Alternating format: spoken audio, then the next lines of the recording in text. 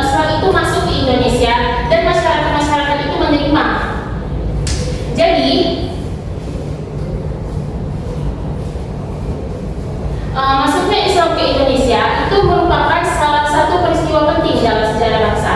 Proses ini itu berlangsung secara damai melalui berbagai jalur seperti pendidikan, perdagangan, perkawinan, dan dakwah yang berperan besar dalam menyebarkan Islam di Indonesia. Oleh sebab itulah mengapa masyarakat Indonesia dapat menerima Islam secara damai, karena datangnya Islam itu ke Indonesia itu baik-baik gitu, tanpa ada kericuhan. Ada beberapa teori yang menyebabkan Islam itu masuk ke Indonesia. Yang pertama itu ialah teori Gujarat.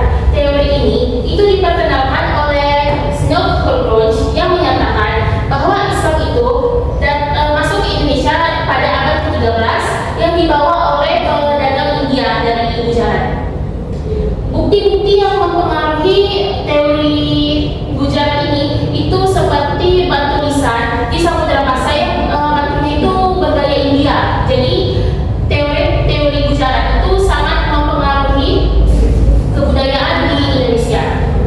Kemudian yang kedua itu ialah teori Arab. Teori Arab itu dikemukakan oleh Kafka yang menjelaskan bahwa Islam itu datang langsung dari Arab ke Indonesia. Dan kemudian itu bukti-buktinya itu seperti kesamaan dengan mazhab Syafi'i dan budaya keislaman dengan Timur Tengah.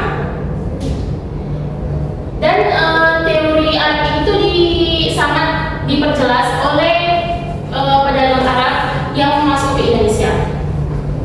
Kemudian yang ketiga itu ada teori Cina. Teori Cina itu menunjukkan bahwa Islam itu dibawa oleh pedagang dari Tiongkok yang bukti-buktinya itu seperti makam-makam dan komunitas Tionghoa yang ada di pesisir Pulau Jawa. Dan yang terakhir itu ialah teori Persia. Teori ini itu diperkenalkan oleh Hossein Janigrat yang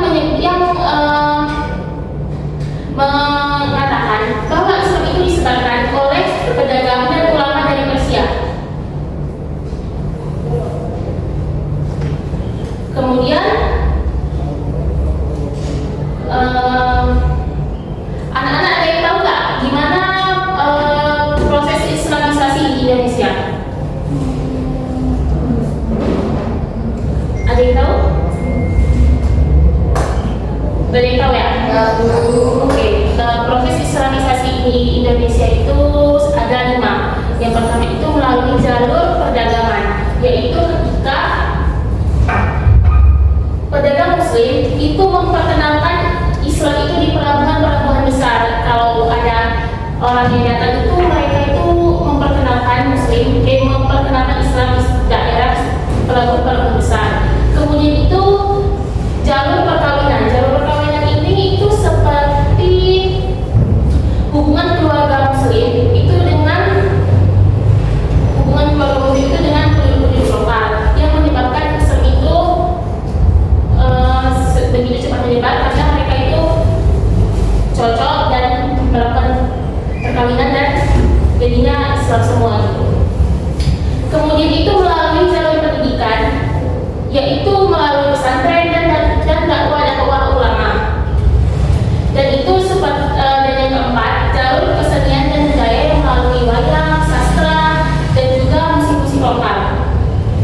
Dan jalur yang terakhir itu jalur politik yang menyebabkan muncul beberapa kerajaan-kerajaan Islam di Indonesia. Ada yang tahu nggak